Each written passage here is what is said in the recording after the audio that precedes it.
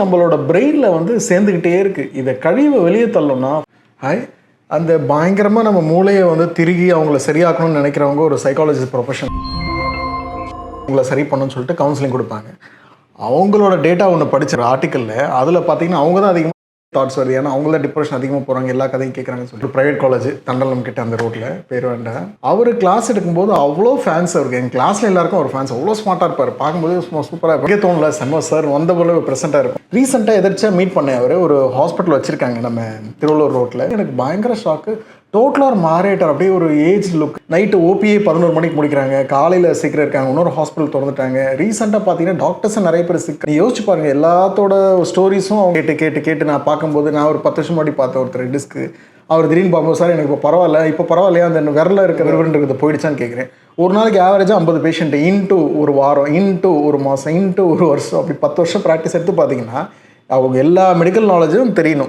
So கேஷீட்டில் ஒரு பக்கம் எழுதினாலும் அது மைண்டில் ஓடிட்டே இருக்கும். ஒரு ஃபேமிலியில் வந்து ஒருத்தவங்க பயங்கரமாக ரொம்ப டென்ஷன் ஸ்ட்ரெஸ்ஸாக இருக்காங்கன்னா, நீங்கள் ஒன்றும் இல்லை, நான் இங்கே வர பேஷண்ட்ஸ்க்கு ஒரே ஒரு கவலை தான். என்ன கவலைன்னா, அவங்க பிரச்சனை யாரும் அவங்க வீட்டில் கேட்க மாட்டாங்க. அவங்க கேட்டு சால்வ் பண்ணி அந்த பிரச்சனை சொல்யூஷன் கொடுக்குறதுக்கு ஆள் இல்லை.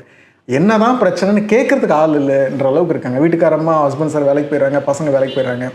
பசங்க என்ன சொல்கிறாங்கன்னா, காலேஜ் ஒர்க்கு ஸ்ட்ரெஸ்ஸு டென்ஷன் அதை யார்ட்டையா ஷேர் பண்ணணும்னு பசங்கிட்ட ஷேர் பண்ணுறாங்க. அம்மாட்ட வந்து சொன்னாலே பாதி வேலை முடிஞ்சிடும், அது பண்ண மாட்டேறாங்க. ஹஸ்பண்ட் சார் வீட்டில் சொன்னால் அவங்க கவலைப்படுவாங்கன்னு சொல்லிட்டு அப்பாங்க யாரும் வீட்டில் பிரச்சனையை சொல்கிறது இல்லை. இந்த சுச்சுவேஷன் இது எல்லாமே மைண்டு தானே. இது ஒரு கடைசியாக முடிச்சிடுறேன். ஃபஸ்ட்டு மெடிடேஷன் பண்ணுங்க. திருப்பி அதில் கொண்டு வந்து விடுறேன்னு சொல்ல வேண்டாம். சொல்யூஷன் போகலாம். ஃபஸ்ட்டு வீட்டில் இருக்கிற பிரச்சனை எல்லாத்துக்கும் அவங்ககிட்ட உட்காந்து என்னென்னு கேளுங்க. அவங்க எல்லாத்தையும் பேசி முடிச்சாலும் சரியாயிடும். கடைசியாக எல்லாத்தையும் பேசி முடிச்சாலும் திருப்பியும் அதே வந்து பேசுகிறவங்களும் இருக்காங்க. எங்கள் அம்மா சாப்பிட்டியா கிட்ட நான் இப்போதாம்மா சாப்பிட்டேன் இதான் போனேன் இதான் எல்லாம் கடைசி சொன்னால் திருப்பி வந்து அதே தான் சாப்பிட்டியாடா என்ன தான் பேசுகிறாங்கன்னு கேட்டாலே அவங்க வீட்டில் இருக்கிற பாதி பிரச்சனை குறைஞ்சிடும். அது அம்மா, அது ஒரு பாசம், அது வேறு விஷயம்.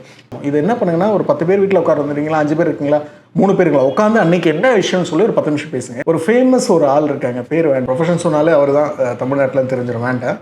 அவர் சொல்லுவார், எல்லாரும் சேர்ந்து நைட் ஆனால் உட்காந்து 1 hour 1.5 மணி நேரம் நாங்கள் பேசிட்டு தான் போய் படுப்போம்னு சொன்னாங்க. இது ஃபஸ்ட்டு. செகண்ட், அந்த மெடிக்கல் ப்ரொஃபஷனல் நல்லா நாலேஜபிளாக இருக்காங்க, எனக்கு எல்லாம் தெரியும், நான் வந்து பயங்கரமாக ஹேண்டில் பண்ணணும்னு சொல்லாது. ஏன்னா கோயம்புத்தூரில் ஒருத்தவங்க ஒரு அனஸ்திசாலஜிஸ்ட், இந்த லேடி வந்து காலேஜ் பிஜி படிக்கும்போது நைட் டியூட்டி பார்த்து ரொம்ப ஸ்ட்ரெஸ். அவங்களுக்கு பார்த்தீங்கன்னா பிசிஓடி சேஸ் இருக்குது, இன்னும் குழந்தை இல்லைன்னு சொன்னாங்க. அப்புறம் ஒரு 1000 ஸ்டோரி சொல்லிட்டு இருந்தாங்க. ஒரு 1000 ஸ்டோரி இல்லை, ஒரு 5 ஸ்டோரி தான். ஸோ அவங்க வந்து கோயம்புத்தூர் கன்சல்டேஷன் வரும்போது she had all the stories. அவங்களுக்கு எல்லாமே தெரியும், சார் என்னால் ஹேண்டில் பண்ண முடியல என்னன்னு சொல்லிட்டு இருக்காங்க. எனக்கு தெரிஞ்ச ஒருத்தருக்கு ஒரு ஃபிசிஷியனு கீழ்பாக்கம் கிட்ட ஒரு கன்சல்டேஷன் பண்ணும்போது பேஷண்ட் பார்க்கும்போதே இறந்தார். அவர் ஹார்ட் அட்டாக்ல, ஏஜ் 43-44. ஷார்ட்டாக முடிச்சிடுறேன். உங்களை நீங்கள் ஃபஸ்ட்டு பார்த்துக்குங்க.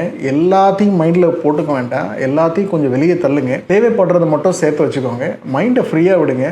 ரொம்ப அட்வைஸ்லாம் இல்லை, ஆனால் மைண்டை ஃப்ரீயாக விடுங்க. பயங்கரமாக சேர்ந்துருக்கு.